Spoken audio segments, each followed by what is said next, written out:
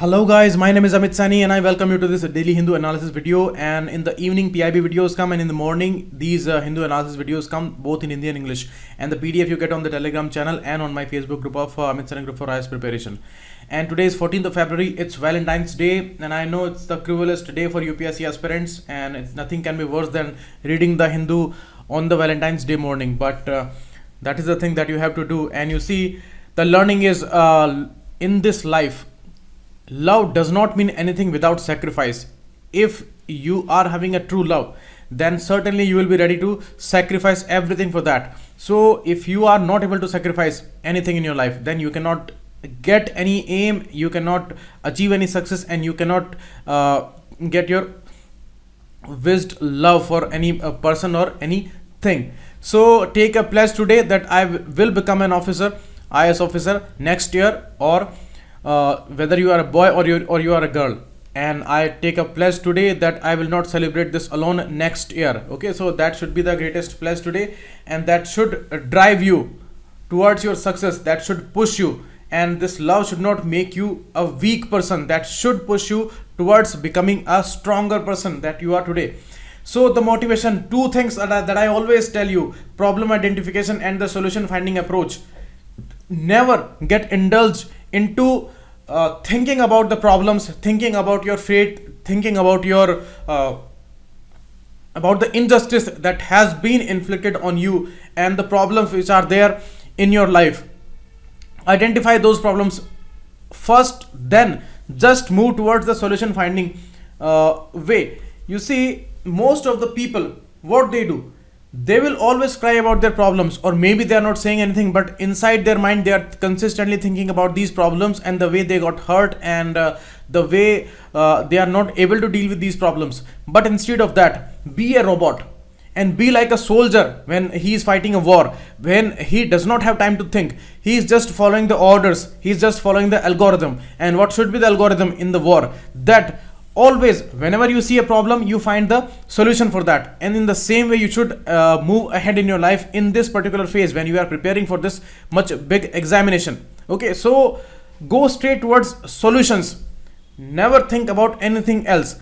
If any kind of problem in any area of your life you will find, then just think about the solutions, and you will have your aspirations after some time, and your life would be fulfilled. And before we moving ahead, these are the numbers where you can call and you can ask for the pen drive courses by StudyIQ. These are created by experts and the selected people, so these are going to be extremely helpful. Every day I tell you about these courses, and you see exams are approaching, and nothing can be a bigger help, and it is going to help you in this Valentine's Day pledge also.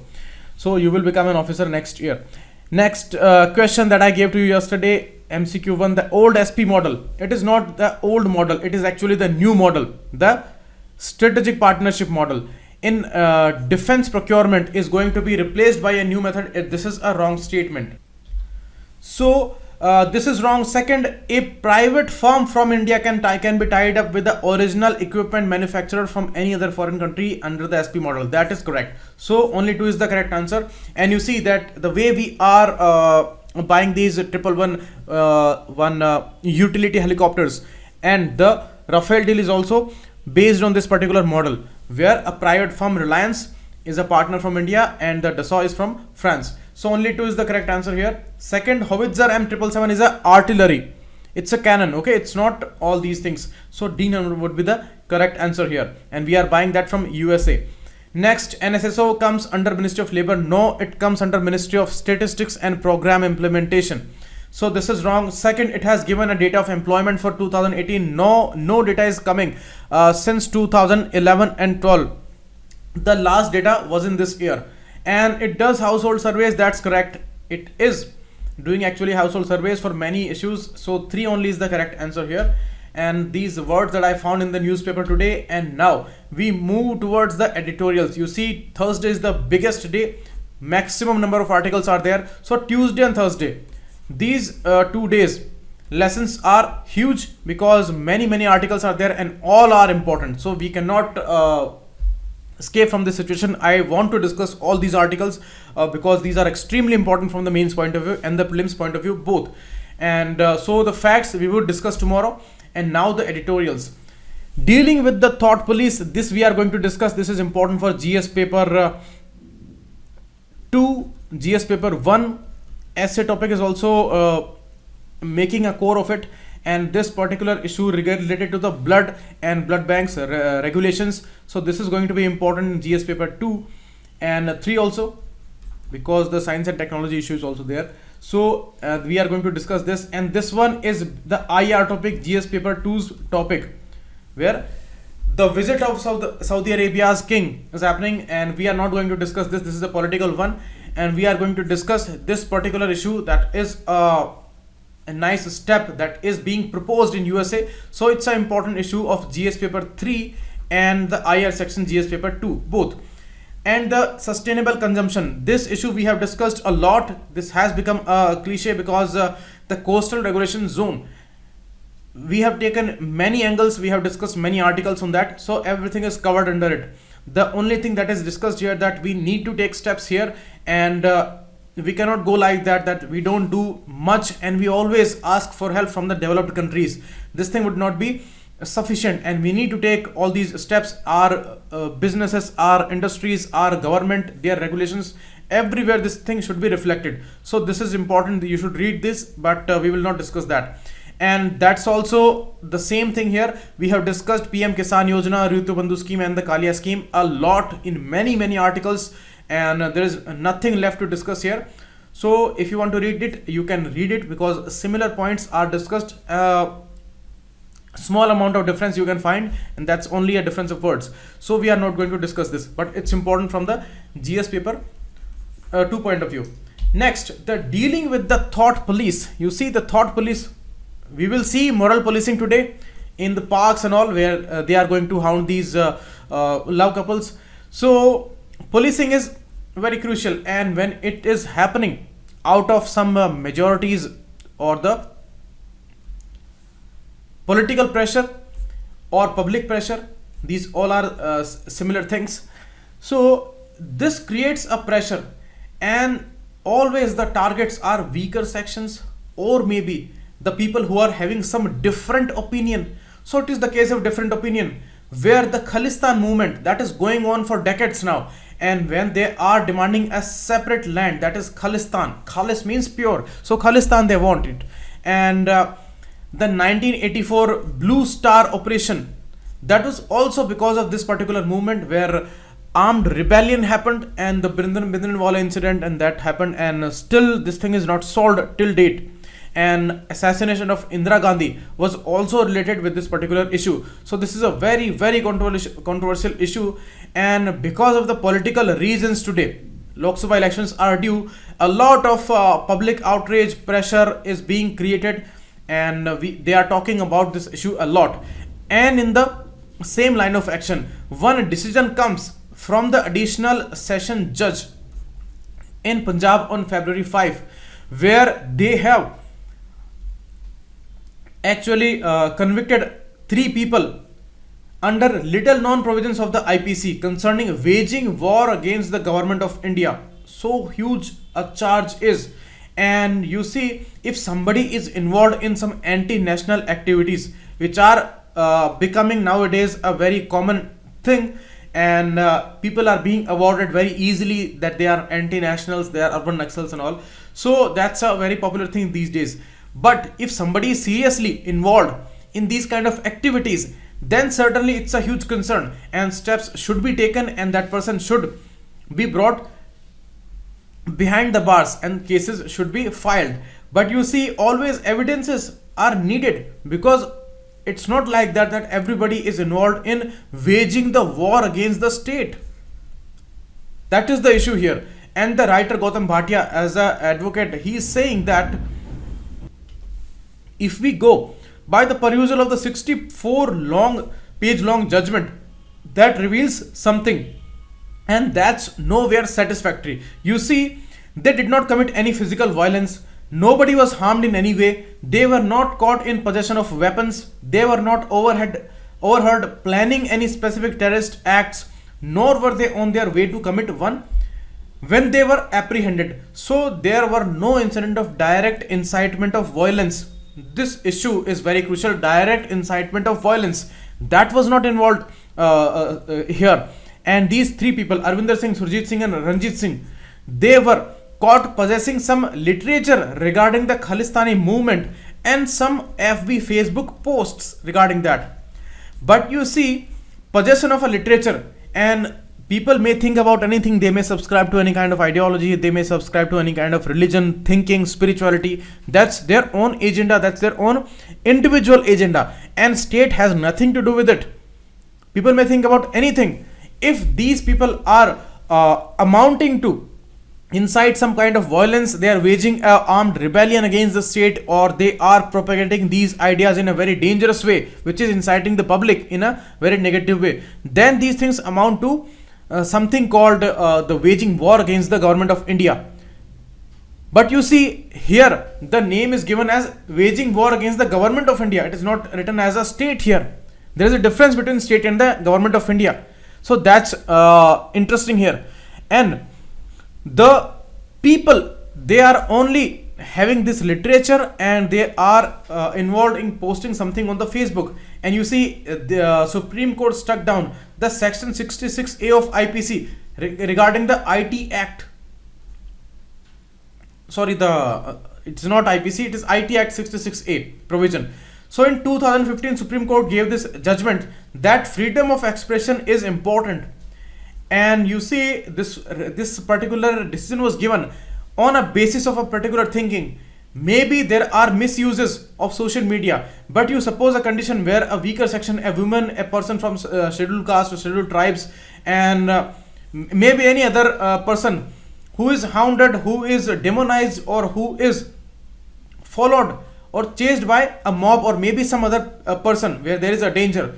If that person is not helped by the administration, by the police, by the media, then it's a great tool to save his or her life, that person can inform about this incident on the public and on the social media, where people would come to know about the situation, and it is all in its capacity. So in this particular incidents, social media and this freedom of expression is the immense help and the ultimate help.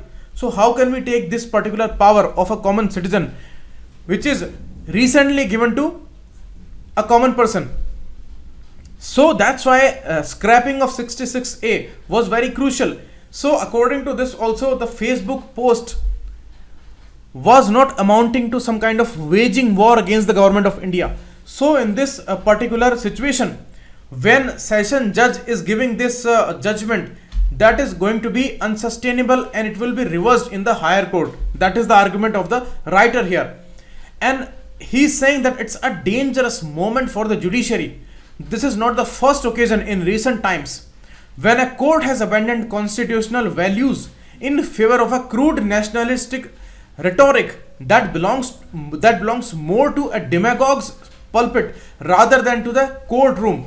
Demagogue's pulpit, that's a very specific phrase, and that's very relevant today, because people are using nationalistic fervors rhetorics just to gain votes, just to dominate the public scenario, just to gain the attention of the majority. And they are manipulating these things in a very subtle way that you cannot differentiate between these demagogues and the real nationalist people. But they are using it so heavily that today this thing has become so dangerous for some minority sections, for some people who are having different opinions. We are not talking about this case. Maybe these people are really involved in some kind of act against the state, or maybe act against the government of India. We are not talking about that, and we are not here to decide about that. But certainly some people, the way we saw in the Gauri Lankesh murder case, where she was hounded because having some different opinion regarding a particular ideology. So here courts are also involved in these kind of decisions, and you must remember this thing, that court are the ultimate destination where any weak person or any hounded person can appear before the court and taking the ultimate shelter there. where maybe political classes, police and the people, they are not helping. They all are targeting that person and nobody is actually listening to that person's argument. Then courts are the ultimate place where the argument would be heard, and based on that, the fearless decision would follow, and that would save the life of that person. So that's why courts are a kind of a great shelter for these people, and these courts are having a status nowhere lesser than God's status in saving somebody's life. So that's why courts are a very pious place. These are very responsible place. These are very much a place where humanity is protected. So in this particular courtroom, you should not give these decisions where individual liberty is under threat and maybe some innocent person is finding his or her life in danger. Maybe that person is misunderstood about some concepts. Maybe that person is, we may say, provoked in a negative way, and maybe he is doing some kind of mistakes, but mistakes are a nature of human beings, and these things cannot be taken so seriously till the time when that thing is not amounting to some direct incitement of violence.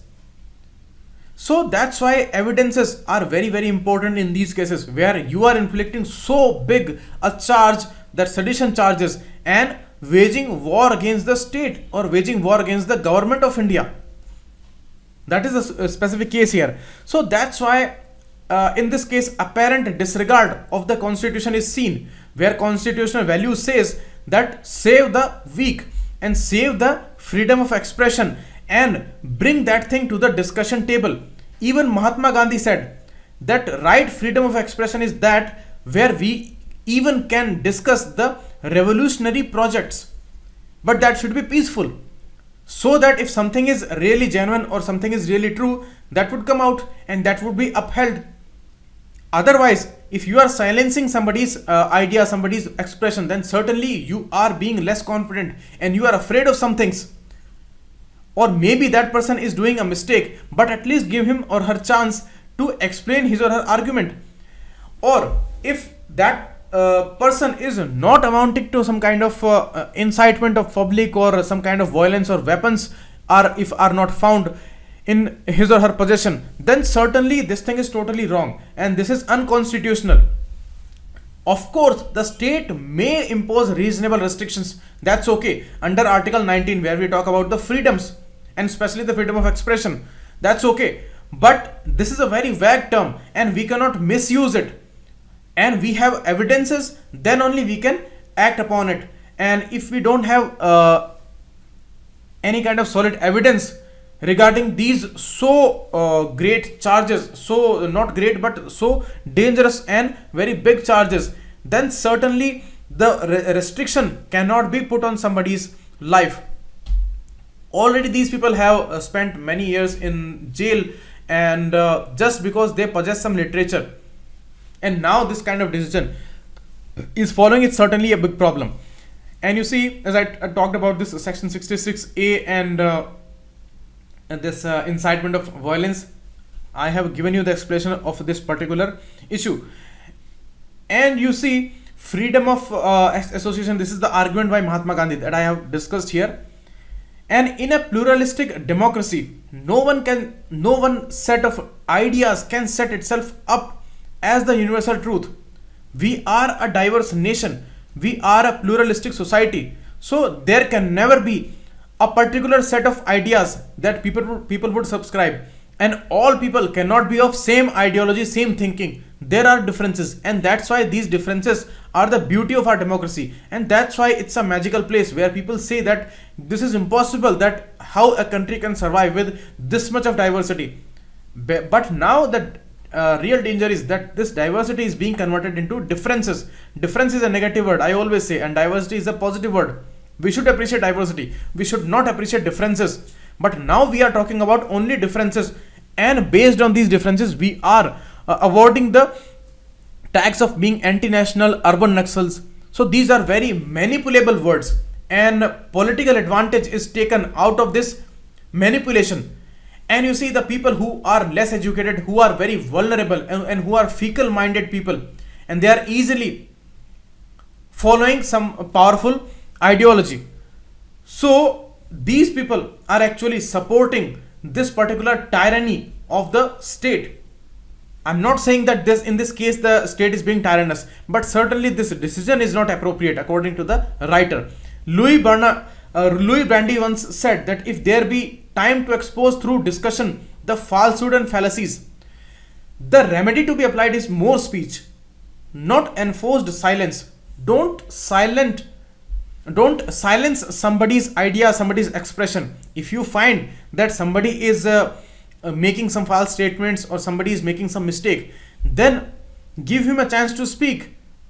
And obviously if that person is wrong, then he would speak something wrong, and that thing would be proved that certainly he is going on a wrong path.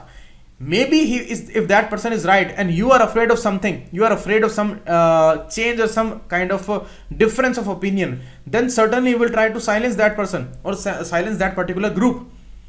So the best way is to give him a chance to speak, and the speech and discussion are the best possible ways to tackle these situations. But silencing is never a right path. And if you are silencing, then certainly you are wrong. And people, if they are amounting to target somebody on the social media and all, then they are the bigger culprits. If they are hounding somebody because somebody is making wrong statements on Facebook or something like that, if somebody is doing something unlawful, then certainly there is no right with the people. This is a right that they can go to courts, they can go to police station to lodge an FIR, and there would be no case that their FIRs would not be lodged, because these are public and they are having a lot of pressure, and these are majorities. If majority has some complaint about somebody, then certainly courts and the law and order, these are the greatest help. Why to take laws in their hands and why to target somebody? This is a bigger offense they are making. But social media is unrestrained. That is the issue. And if we talk about this anti-terrorist legislations of UAPA and TADA, these both are having vaguely worded provisions, and the Supreme Court has taken cognizance of this. And the Supreme Court said that statutes would have to be read narrowly and precisely. So precision is the most important thing here. If precision is not there in the judicial decisions, then certainly it can amount to somebody's life to be ended. The way a doctor does its operation, and precision is the most important thing there in that surgical operation. And wrong operation and ignorance of that precision can lead to somebody's death. The same case is there with the judiciary, and very narrowly, very precisely, they have to understand the evidences and the arguments. If this way, out of some public pressure or out of some being carried away in a public mood, you are giving decisions like that, then certainly you are putting lives at danger. You are putting individuals' liberty at danger. That is the issue. And the same thing happened with this judgment of additional sessions judge. And you see, even situations like that was deemed insufficient to meet the high incitement threshold, where this threshold is not actually achieved, where incitement is not happening, then certainly this is unconstitutional and you are acting negatively and against the Constitution of India. So in this particular matter, precision and taking cognizance of the right evidences is very important. If you are misinterpreting the evidences, then certainly you don't have a right to be a judge. And the higher court now, where this issue would go, they have a bigger responsibility to thrash these kind of decisions and stop this kind of precedents and trends which may be very dangerous to the public at large. Okay.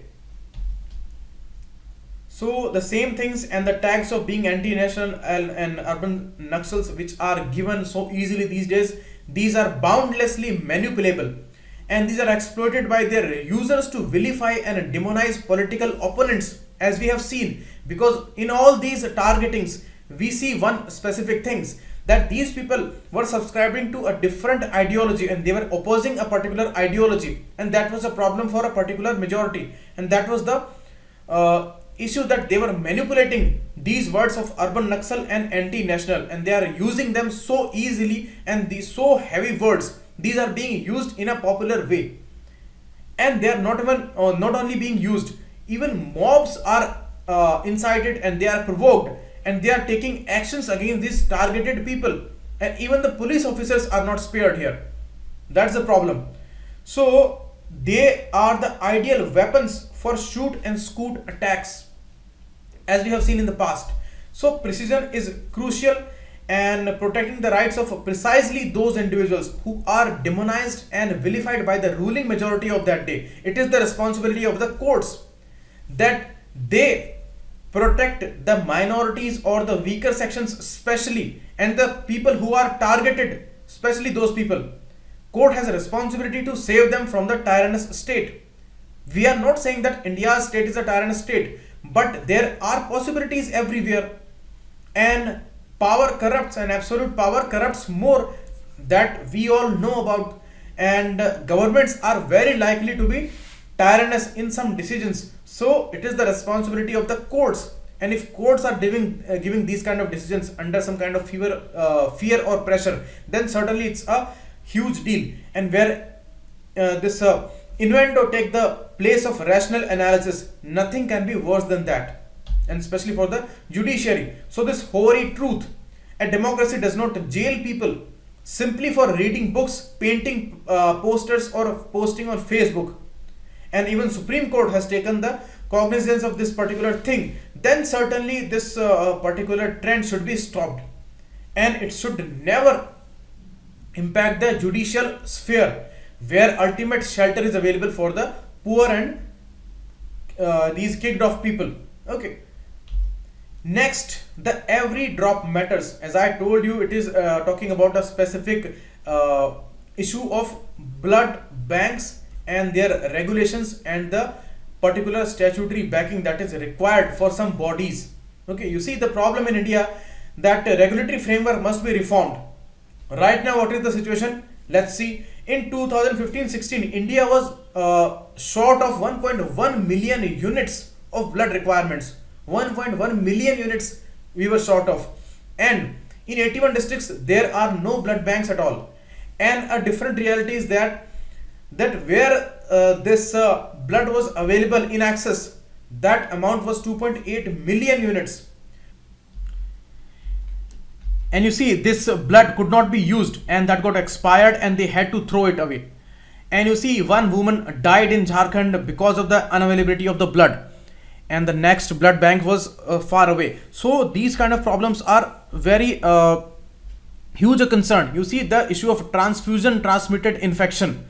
Blood is a very sensitive connective tissue, and RBCs are there, they carry oxygen to all these cells in our body. So this blood can carry many viruses like HIV virus and bacteria inside it, and that can transmit many diseases.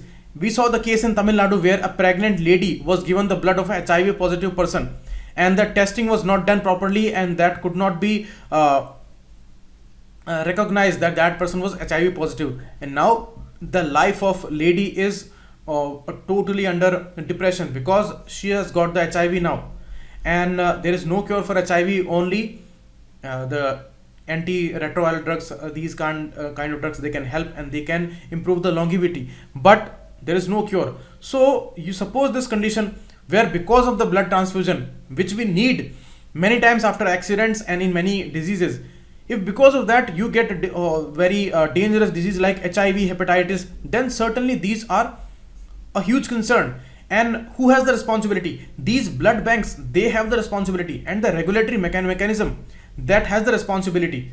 They should collect healthy blood, that is the ultimate responsibility, but the testing is always done after the collection, that is the issue. And when somebody donates blood, that is always preferred, because voluntarily if you are donating the blood, that's okay. But if the professional donors are there who are doing it for the money, and mainly these people are poor people, they may be drug addicts, they may be HIV positive also, and there are cases of mentally unstable people who were HIV positive and they wanted to kill other persons also. So because they wanted to affect other people, they started donating their blood and they became professional donors. So in these cases, the testing is really crucial. Otherwise, many lives would be at stake. And if testing is not done properly, and if the regulatory mechanism is not proper, then certainly it can be a lethal thing. Now see, these replacement donors, what are these replacement donors? If suppose in my family I need blood, then my father, mother, or maybe my relative, they would be asked that arrange 1 unit of blood or 2 unit of blood. They would be arranging it. This would be called replacement donors, and in this case they will take that blood and they would give me the required blood group. Okay, because if suppose my blood is B positive or maybe O positive, and my family is a person who is ready to give this blood, if that person's blood is B positive, then that blood would be gone to the blood bank and the testings would be followed, and the O positive blood from this blood bank would be given to me. So this is the replacement donors case, and in this particular case, these blood banks, they are absolved of their responsibility. They don't take care of this thing because they think that their responsibility is over. And in this case of replacement donors, they actually shift the burden of maintaining their blood bank stock to the patient and her family, or maybe his family. So this happens. And you see, there was a Drug and Cosmetic Act in 1940 before independence, and still it is going on. And under it, Drug Controller General of India is a body there, and it issues licenses to these blood banks.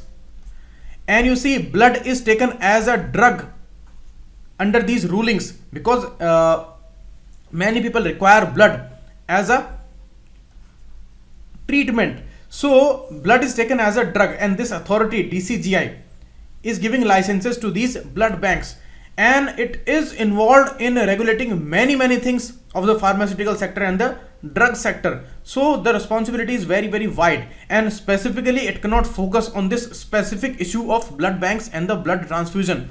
These are very specific things, and they need ultimate care. So the act is very old, and the rules are going on since 1945. Drugs and Cosmetic Rules 1945. And separately in 1996, Supreme Court felt this urgency, and it directed to establish National Blood Transfusion Council as an apex body, and in the states, SBTCs, State Blood Transfusion Councils. So these are working, and these are much more specific bodies, and they should be given responsibility, which is now with the DCGI.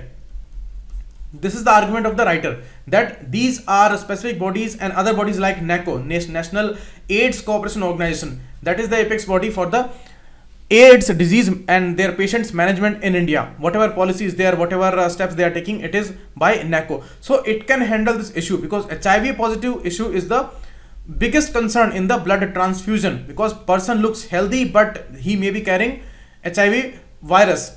So that can be carried. So the testing becomes much more important. And you see, these bodies, they need statutory backing. There is no law. Statutory backing means there should be a law from the parliament, and because of that law there would be regulations, and there would be tight regulations, and nobody would be able to flout these norms. Today they are working on regulations and simple rules, and they are mostly flouted very easily. So that is the issue. So there is a regulatory dissonance among these bodies and the statutory backings. Now what can be a solution? As I told you, regulating blood involves distinct considerations. Okay, so these bodies like NBTC, Blood Transfusion Councils, and AIDS Control Organization, that these bodies should regulate these specific issues of blood banks and blood transfusions. And you see, licensing role with respect to blood banks can even be delegated to the NBTC under the rules, and the statutory backing, that is of ultimate importance here, because things which are backed by a particular law, these are very strong, and their implementation is always okay, because the provisions of punishments are always defined under the act. Under these rules and regulations, always some compromises are done. So overall system is not still sufficiently integrated, and we need to integrate it. And national blood policy, which came in 2002, according to that, we need to ensure easily accessible and adequate supply of safe and quality blood. And you see, this is the one of the most crucial aspect in the medical and health sciences, and we need to reform our regulatory approach for that. So this is all given in this article. Next article is regarding the visit of Mohammed bin Salman, Crown Prince of Saudi Arabia. You see, the issues of allegations of these murder of Jamal Khashoggi and the Yemen crisis, these are on Saudi Arabia today, and it is under immense pressure. But US backing is always there with the Saudi Arabia. But some issues are there regarding the Jamal Khashoggi's murder in Istanbul that happened, and then investigation, and a lot of issues are going on. So criticism is following for Saudi Arabia. And you see, this visit to India, Pakistan, China, Malaysia and Indonesia is a great opportunity to reassert Saudi Arabia's role as a major foreign policy player in Asia. You see, it's a major producer of oil, and there is no doubt regarding its this capacity and other nations' dependence on its oil export. So that's the issue. But right now the issues are going on, the equation between Iran and Saudi Arabia, because Saudi Arabia is a Sunni dominated country and Iran is a Shia country.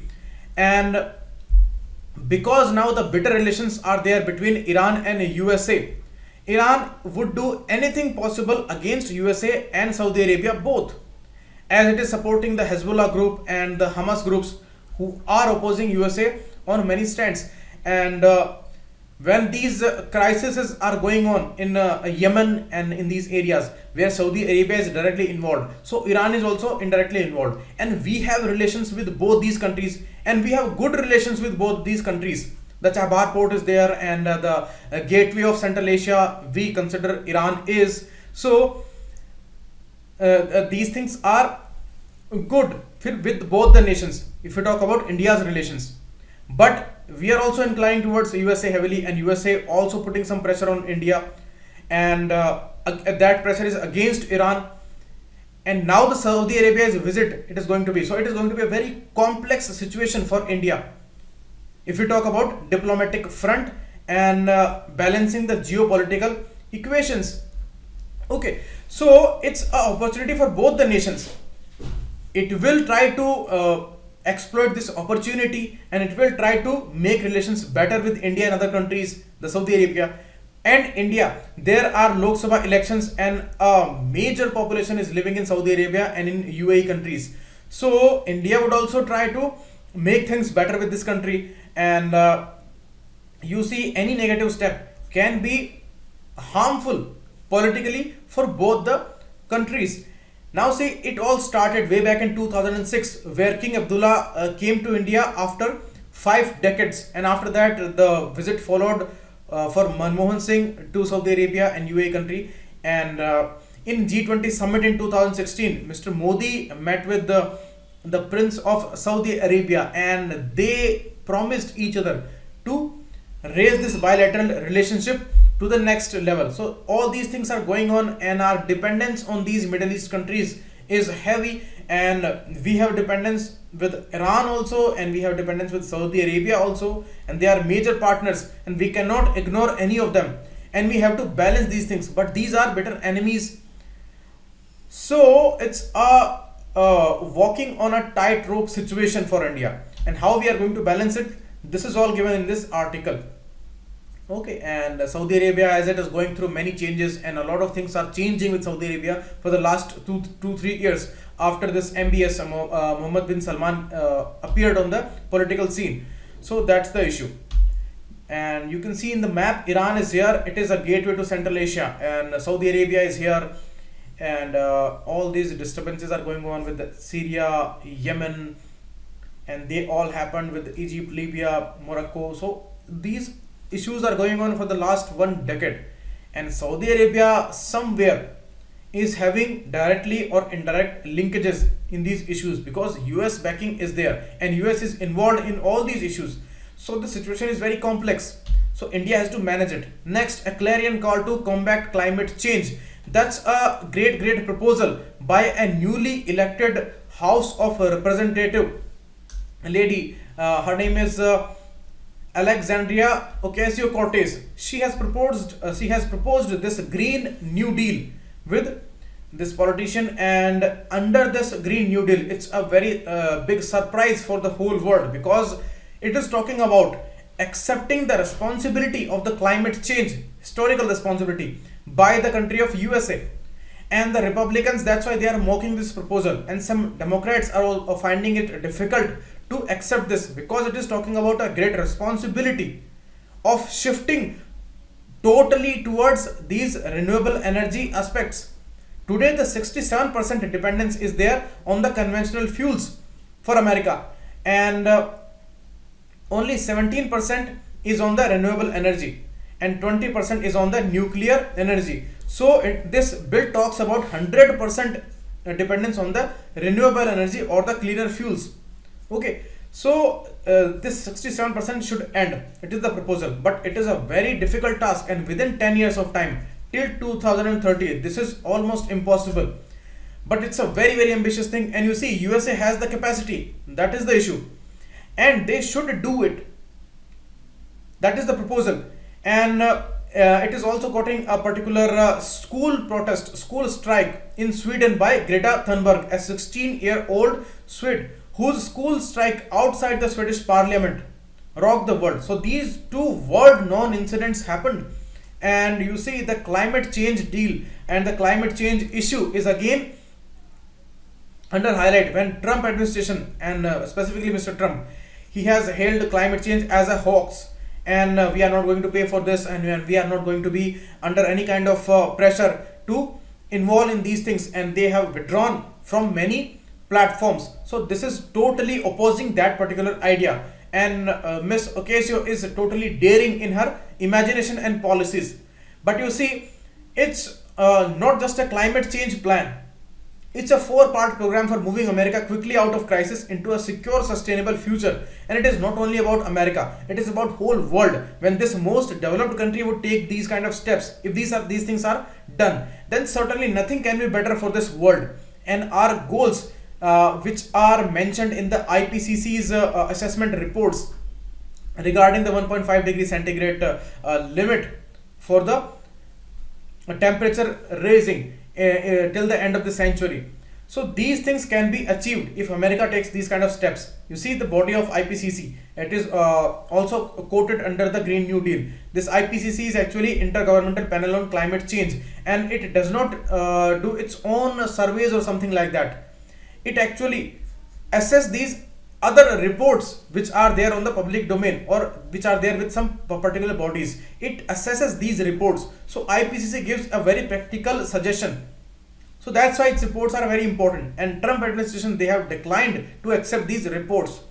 So these things are going to be challenging for America, and because the responsibility is actually there because of the historical emissions, but now they are not able to recognize it. So this is going to be a huge deal between both these supporters, because supporters are there for the climate change, and mainly the candidates who are aspiring to become a new president in 2020, they are supporting this idea, and a major chunk of population of America, they are also supporting the climate change issue, and they are supporting that America should take these steps. But many Republicans and Democrats also, they are opposing this idea that this is not possible, and they are mocking it. And you see, if you talk about the past, then Mr. Richard Nixon, the past former president of America, he brought this Water Act and Clean Air Act. Those things were also very ambitious and radical. And when in 1930, a socio-political change was brought by Franklin Roosevelt at that time, when the Great Depression came in the country of America. So since then they have responsibilities, and they have taken steps in the past. So now it is not a totally impossible thing for America, but it's a huge thing to accept. And when you are moving with some particular notions and with some particular steps, and when this proposal is talking against all those things, then certainly it's a political issue. the issues are going on, the Great Wall of Mexico and all these things are also going on, and now this controversial proposal. So it's a opportunity and it's a controversy both. And this Green New Deal is also calling for federal jobs guarantee for all, so that's why it's also under major highlight and people are supporting this idea. So it's a welcome surprise for the world and for some people, and it's a negative surprise for the Trump administration and other Republicans and some Democrats.